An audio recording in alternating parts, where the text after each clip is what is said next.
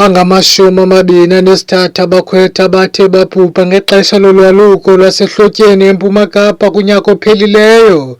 Iindawo ezithi zibe nabakhwetha ababhubha ngonobangela ophathelene nolwaluko ziquka iSithili Chris Hani, iOR Tambo kunye neJoe Gqabi. Nanjengoko ngoku eli phondo lilungiselela ixesha lolwaluko lwasebusika, iNdlu yeeNkosi zeMveli namaKhoisan ithi ayifuni kuphinde kubekho iziganeko zokubhubha kwabakhwetha. Nkosi zonke leveki iphelileyo naleya neveki bezijikeleza zithe bhazalala zisiya ezikolweni, zisiya kumakomkhulu, zisiya kwindawo zonke ekudibana abantu kuzo, zisenza umpoposho wokulungisa ingqondo nokulungisa abantu kanye nabo bazawungena bazawuba ngabakhwetha malunga nazo zonke izinto ezifanele uba bayazilungiselela abo bantu namakhaya lawo. Siyayazi into indawo ezininzi ezinjengo-OR Tambo, Chris Hani, noJoe Gqabi siyathanda ukufumana amanani angentla kunezinye indawo, no-Alfred Nzo neBhayi kuyathanda into yobana kubekho ukudutyula uburhelenqa kubakhwetha badutyulwe zonke ezo nto.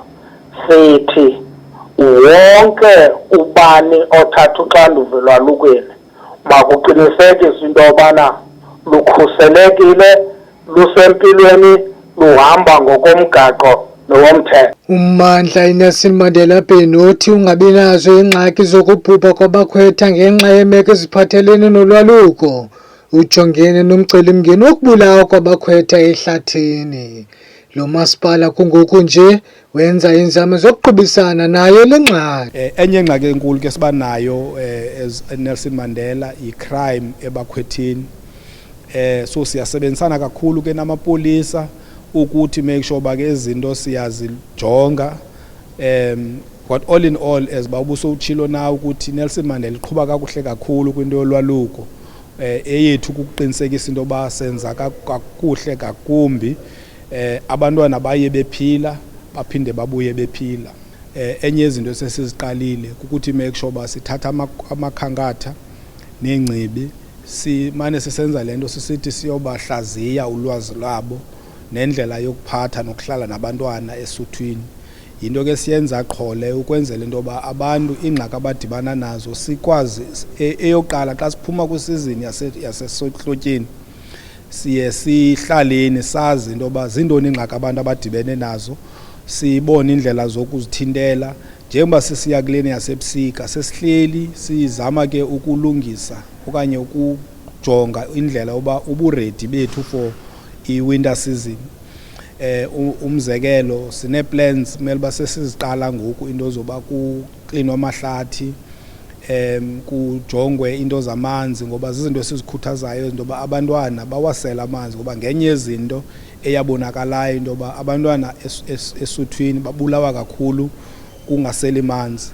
Umbutho lwela amalungelo abantu kunye nabantwana iKhula Community Development Trust ukhuthaza abakhwetha bajonge impilo yabo. Unobana singcwabe abantwana sifelwe ngabantwana makaye ukwenzela uba afumane unyango. Abanye ke baya benezifo zabo kakade izigulo zabo mhlawumbe mandiyibeke lo hlobo. Awukwazi ke ngokuthi nxa udiabetic ithi yakuba kwiqondo elirongo leswekile ungafuni ukuya esibhedlele bakusithi kuyabonakala ubudoda bakho. Ungahlonitshwa ngamanye kuba wena ubukhe udibana nonesi nogqirha. But kuleyo manzi nale kufaka abantwana sinakho uyoyisa lento. Ndake nayiphakamisa into ethi make kukhangele ezingcibi nala makhankatha angafelwayo ashere naba baphutshelwayo oba mna yintoni secret yam ezindawo kungaphutshwa kakhulu kuzo kodwa kuyolukwa yintoni imfihlo yintoni ubuchule zibusebenzisayo ukwenzela into yobana sibe nesizini yolwaluko esizawuphuma kungakhange kwasweleka umntwana wamntu.